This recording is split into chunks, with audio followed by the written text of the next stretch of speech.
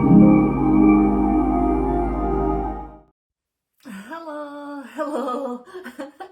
It's another lovely day outside by the looks of it here in Holkirk in Caithness. I was just going to talk today. I had another client catch up yesterday, and these things are always really interesting for me to see how far people have progressed and how the thinking's changed. So not just whatever the issue is that hopefully is resolved, but just the many and varied ways in which it's opened their minds to their own potential as well, and what they might have decided to do for themselves. I was speaking, I think last week, about a client that had, literally put plans into motion within 3 weeks of change of career, getting a new dog, contemplating getting a new place, blah de blah blah blah. It can be as simple as that, because sometimes some people just almost literally just need permission to go after what they want to go for. We can be brought up to keep our lives small and safe and tidy and neat. And you might have a burning desire to do something or other, but because you've been raised to be small and quiet and neat and tidy and not speak up and not raise your head above the parapet, you kind of settle for what's not for you because it feels safe. And sometimes it can be that people in your sphere, I was talking to somebody yesterday, and family were kind of discouraging her from thinking about starting a business. And that can be a really tough thing, but what generally that can be is that somebody else's fear is telling them to tell you not to stick your head above the parapet, because they're internalizing it. They think, how would I feel like in that position? I'd be really, really anxious. I'd be really, really nervous. I'd be really, really scared for where the money was coming from and all the rest of it. Or on the flip side, it might just be that they're a little bit afraid for you, and they're afraid what happens if you fail and how you will feel and what will happen and how it will affect their life too if you're not happy or you're struggling or you're not financially available to bring in the same kind of money. So it's all fear. It's all fear, and most of it isn't yours when it comes to that, but it can really, really impact you. So kind of my guilty pleasure at times is often to bust apart myths for people, bust apart myths about themselves. And like for my client yesterday, we were catching up about, and the issue itself is resolved and quite powerfully so. The thing that they wanted to give up, they now have a powerful reaction to it. So we know it's worked. But what kind of happens if you have a compulsion or an addiction or something like that? It's not just about solving whatever the thing is, because if you don't solve the underlying issues, then it will just pop up as a different compulsion, a different addiction. That's often why people that do give up smoking will start sucking mints or doing something else that puts weight on them, or more snacks or whatever. It's not about the not smoking. It's about that you haven't addressed the other issues that drove you to smoke in the first place or have kept you smoking. So what is it that's stressing you out? What is it that's not going right in your life? For so many people that are living off cigarettes or coffee or some kind of painkiller or whatever it is, they're living the life riding an edge of some kind. There are things in your life that you are not dealing with. So until you deal with those things, you're always going to need a compulsion or an obsession of some kind, because you need some kind of stress relief valve. But the solution to that is to find and deal with the stress. And often, as my client yesterday found out when we had a good old chat, and it was nice because I had some extra time, so we kind of were talking for an hour. I'd usually do these things for like half an hour. But we were kind of going thread to the needle on lots of various issues, because when you solve some of these things that are like the presenting problems, it will often reveal what are the real problems and what needs to happen now. So it often boils down to, what do I truly want my life to look like? What do I want to be happening in my life? And how much am I letting other people affect what my life looks like. You know, am I getting the respect I deserve? Are my needs treated as being as equally valid as somebody else's? Am I throwing myself on under the bus because I want to be perceived as a good person who always does the right thing? You know, we're so worried about what other people's opinions of us are that we will often throw ourselves under the bus and sacrifice our needs. And when we do that, then of course we need things like 12 coffees a day or a pack of cigarettes or some kind of painkiller or whatever your compulsion is. You're at your 2 wines a day, whatever it is. You know, when you're clock watching and thinking, what time's reasonable to have my first glass of wine today because I'm really stressed out. You got to ask yourself, what is it in your life that makes you need that coping mechanism? Because that's all a coping mechanism is. It's just covering up what you're not dealing with. So take away the coping mechanism, you're still left with the issue that you need to deal with. And for a lot of people, it is that thing of feeling a lack in your life, or feeling disgruntled with your life, or people trying to keep you small, or trying to keep you a certain thing because that makes their life more comfortable. You know, you're always there to help. You're always there to go to the shops and pick up the things. You're always there to prompt them about what they need when you go to the shop for them. That kind of thing. You know, we were having this discussion yesterday. I think I can share this a little bit. And it was like, you know, a typical mum thing. It's like, you know, you shout up to your kid and you go, what, you know, I'm going to the shop. What do you need from the shop? I don't know. Blah, blah, blah. And it's like, well, weren't you going to make a cake? Mum shouts, well, I don't know. What's it? What do I need to make a cake? And it's like, what do we have? And it's like, Mum's like, I don't know, this is your cake. You want to make it. Get yourself down here and see what's in the cupboard and tell me what you need. I'm literally making it easier for you by going to the shop. But so many people, and mums make this mistake, and lots of people make this mistake, that you facilitate everybody else's needs and you don't look after your own. But the thing is, when you facilitate everybody else's needs, you don't put them in the position of having to grow and having to think for themselves and having to deal with their own shit, basically. So sometimes what you think of as being cruel and withdrawing and stepping back is actually a kindness to them, because you're forcing them to step into the position of empowering themselves, you know, and that's the thing. It's like, you know, there's all this business over in Hollywood about Blake Lively, the actress who had quite a privileged upbringing, and now she's kind of got no boundaries. Everything needs to go her way. Nobody can say no to her. She can do what she wants to anybody. It's because when you don't empower a child and encourage them to have resilience and to kind of have some knocks and get over it and the rest of it, you create children and adults who just have no concept of what the real world is and have no concept of real interactions and real growth. And, you know, you're creating a shell. You really are. So what you think of as something that's not kind, or as are you not being a good person or a nice person, you know, actually you can be walking around doing people a disservice, and not only them, but more specifically you.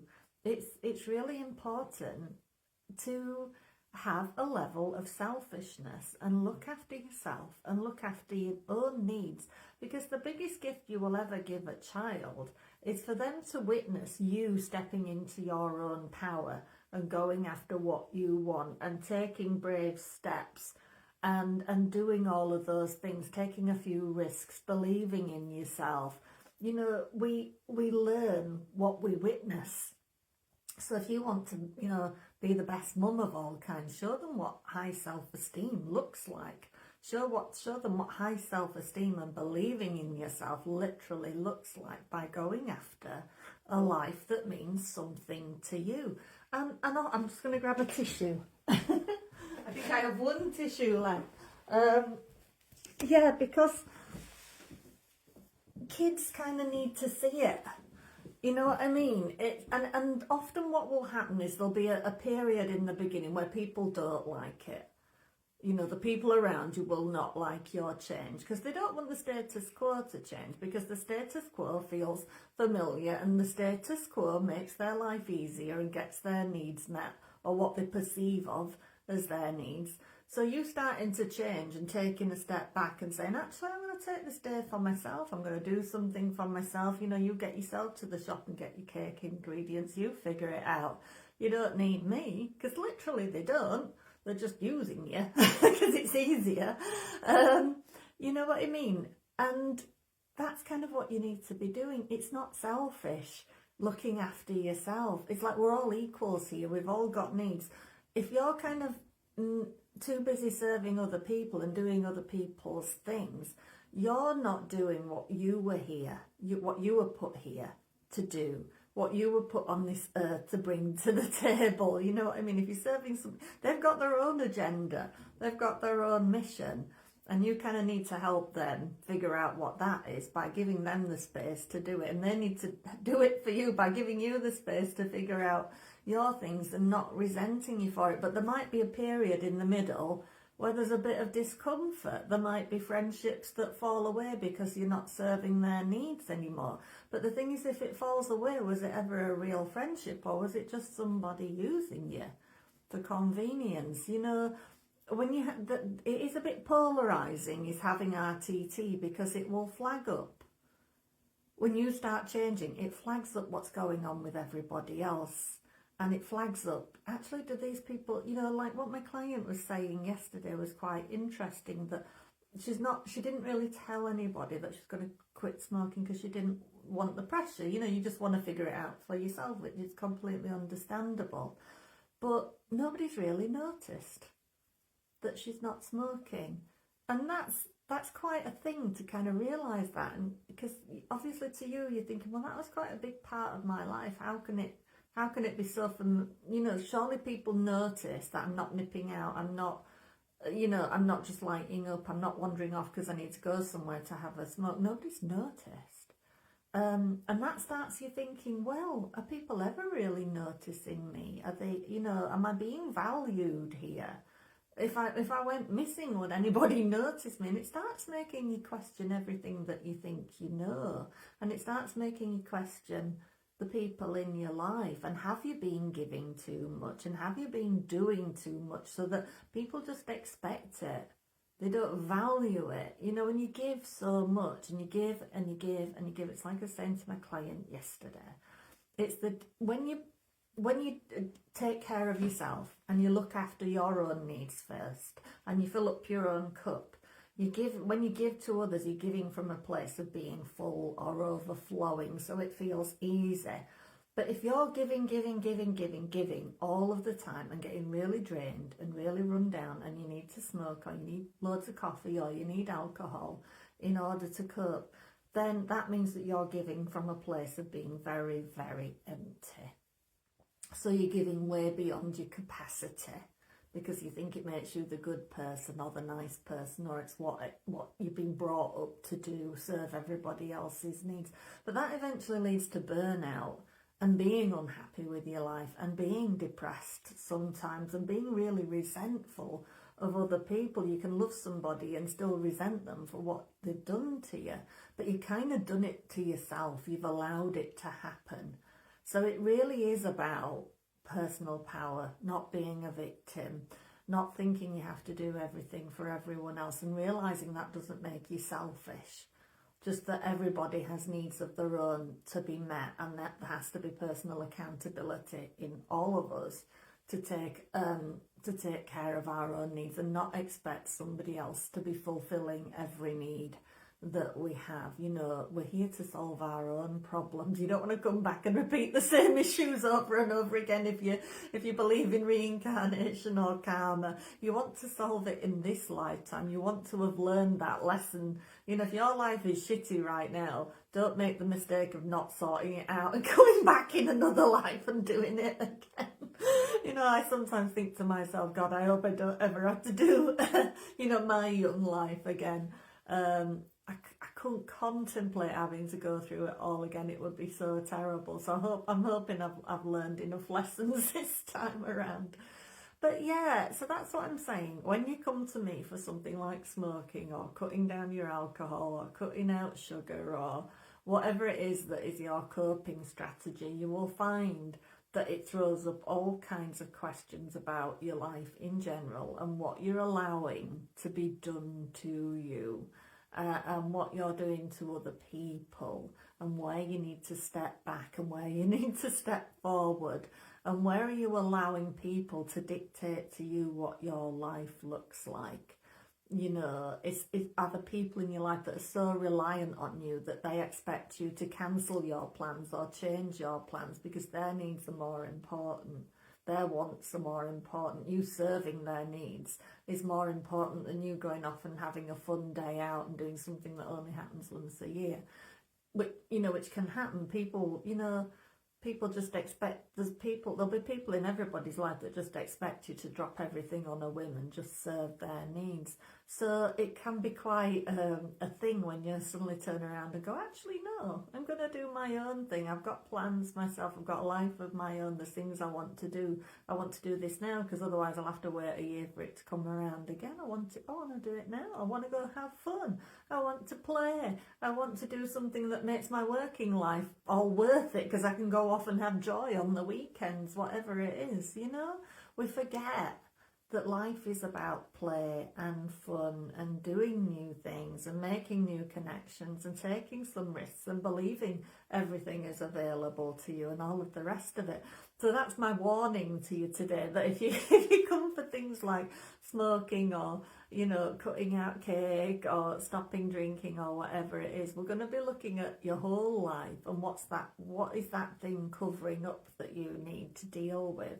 And I can empower you to do all sorts of things. It's like when I sent my client an email last night after we'd talked, and it was like supplement recommendations, blog post links to read on the Limitless Life recording to follow up with and do for 3 weeks, a list of journaling prompts. It's like, you're damn well going to change now. You're not just quitting smoking, you know what I mean? This is it now. This is your life and this is what it looks like. But what was lovely was that my client said to me, I'm so glad I asked so-and-so about how he stopped smoking. Because it's become a whole other thing. It's become, what does my life look like? What is available to me? What do I really want? Can I do things that are for myself guilt-free and not worry about being the right kind of person or the right kind of mum, or, not jumping when people say how high and the rest of it, You'll reclaim that inner rebel that says, yeah, my life's important too. My things are important. What I want is important too. Yeah, I can't. How long have I been throwing myself under this bus? How long have I been tied to the train tracks while everybody just walked all over me and forgot I was there, It's and then pretty soon you don't need all those coping mechanisms. You don't need the million coffees or the cigarettes or the cake or the things and all the other things that have just been helping you ride that edge. You've been filling up your coffee, you're filling up your cup with all of these compulsions in order to just feel that you had something that was yours. When you feel empty, you're always going to need more of stuff, more chocolate, more cigarettes, more coffee, more sweets, more drugs, more sex, whatever it is. When you feel empty, you're going to try and fill it from somewhere if it's not coming from other people. You know what I mean? That's all it is. It's a lack inside of you because you're probably not fulfilling your purpose, and you're probably allowing other people to just have their own way because you think that your life has to look like you being a good person and serving other people's needs and squashing down your own needs and not taking risks and not starting a business and being reliable and being available. And all the rest of it. Meanwhile, you're getting quietly miserable and quietly dissatisfied with your life, and you're getting smaller and smaller and smaller and smaller and smaller. Because you've got to factor in sometimes people don't want you to be big. Sometimes they want you to stay small and available, and all of those coping mechanisms make you actually quite useful and controllable and all of the rest of it. They'll buy you those coping mechanisms as a present in order to keep you sweet, won't they? You know what I mean? Keep you sweet and keep you manageable and keep you available and all of the rest of it. But then you come to me for hypnotherapy and I kind of blow apart all those myths for you and ask you to look at your relationships and look at your family and look at your role within the dynamic and what's going on and what you are feeding or not feeding, or what you're allowing to happen to you, and where you're playing the victim and where you're saying this is what it has to look like, as if that's like a standard definition of what your life looks like. So yeah, come to me for one thing and you're probably going to deal with a lot of things, is the message today.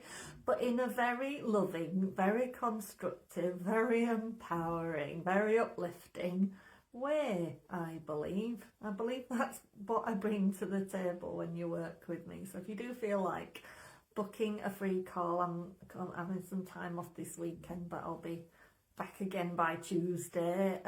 Book a free call with me at charmedlifetherapy.co.uk/call, or drop me an email to anna@charmedlifetherapy.co.uk. I think that's right. And if you're watching this on YouTube, there's always like free links in the description to things like my depression masterclass. If you go over to my website, charmedlifetherapy.co.uk, there's a depression and anxiety masterclass. There's the description for my Facebook group and how you can access that, where there's the free 4-day trauma and anxiety workshop, so you can get to work straight away and do some hypnotherapy on yourself amidst a group setting, but all the recordings are in that group for you to do on your own time, in your own space, and experience hypnosis for yourself. And yeah, access to the Limitless Life recording too, so you can go off and do that every day for 21 days and start getting all these dreams and goals and ideas coming to fruition for yourself. There's a wealth of information over there, and as I say, if you're on YouTube, it'll all be in the description box. I'm starting to cross-share across various platforms and what have you, because Facebook is now deleting your live videos after so long, so it's a wise move to store it somewhere else for posterity, and hopefully it'll help somebody else. But yeah, I'm always here. If you want to drop me a comment, I'll always respond. I'm always open to a conversation at all about rapid transformational therapy or any of my other kinds of therapy. So please do consider that, and thank you for watching. Have a wonderful Easter break wherever you are.